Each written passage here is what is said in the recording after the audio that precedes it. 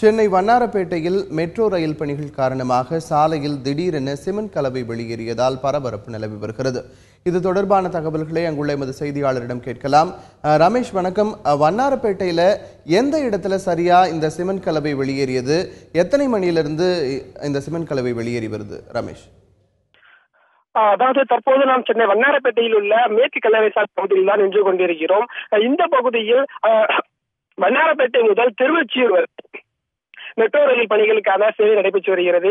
எனவே இரவு பகல் முழுவதும் இந்த பணி தொடர்ந்து நடைபெற்று வருவதால் இயந்திரத்தின் அழுத்தம் காரணமாக ரணில் ஆகுமான் என்பவரது இல்லத்தில் திடீரென ஒரு பெரிய சத்தம் ஏற்பட்டு சிமெண்ட் கலவையானது வெளியே பொங்கி வருகிறது.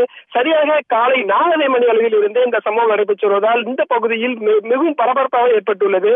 இது குறித்து நாம் வீட்டு உரிமையாளர்களிடம் விசாரித்த போது சரியாக 4:30 மணி அளவில் ஏற்பட்ட இந்த சிமெண்ட் கலவை வெளியே வருகிறது. இது குறித்து நாம் உயர் அதிகாரிகளிடம் தகவல் தெரிவித்த பின்பும் இதுவரை எந்த அதிகாரியும் சம்பவம் வரவில்லை என அவர்கள் சுட்டிக்காட்டுகின்றனர்.